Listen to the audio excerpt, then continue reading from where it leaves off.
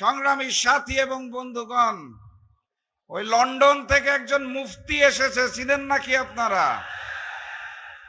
আসার পরে নির্ধারণ করছে মুফতি সাহেব কে মুসলমান, কে শিরক করে, কে বিধর্মী। আমি দেখলাম উনি ওনার বক্তব্যে বদরের যুদ্ধে হযরত আয়েশার নাম বর্ণনা করলেন, উনি নাকি যুদ্ধ করেছেন। লন্ডন থেকে এসে মুফতি সাহেব রাজনৈতিক ইতিহাস পরিবর্তন করতে চায়। লন্ডন থেকে এসে মুফতি সাহেব বাংলাদেশের ইতিহাসকে বিকৃত করতে চায়। উনি বলতে চায় 16 বছর জামাত শিবিরকে মাঠে দেখতে পায় নাই। উনি 71-এর ইতিহাস পরিবর্তন করতে চায়। বাংলাদেশের ইতিহাস পরিবর্তন করতে করতে উনি এখন ইসলামের ইতিহাস পরিবর্তন করতে চায়। এই লন্ডনের মুফতি আর তার হাতে সৃষ্ট নতুন জালেম বিএনপি কে আগামী 12 তারিখ আমরা লাল কার্ড দেখাবো ইনশাআল্লাহ।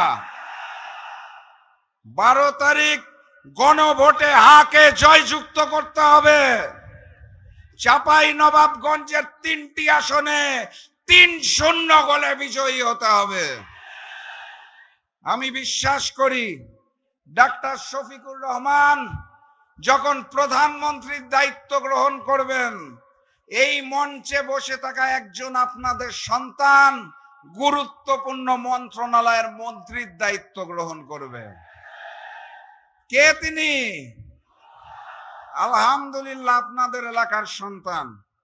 কিন্তু আমি স্পষ্ট ভাষায় জানিয়ে দিতে চাই, ওই যারা হেরে যাওয়ার ভয়ে নির্বাচনকে নানাভাবে প্রশ্নবিদ্ধ করতে চাচ্ছে, ওই বিএনপি যারা ডাক্তার শফিকুর রহমানের সোশ্যাল মিডিয়া অ্যাকাউন্টে হ্যাক করে নারী বিদ্বেষী পোস্ট দিচ্ছে, সেক্রেটারি জেনারেল জামাতের তারটাও হ্যাক করা হয়েছে, যারা নির্বাচনে নিশ্চিত পরাজয় বুঝতে পেরে এখন তারেক রহমানের আই হ্যাভ আ প্ল্যানের ষড়যন্ত্র শুরু করেছে, তাদেরকে 12 তারিখ রুখে দিতে হবে ইনশাআল্লাহ।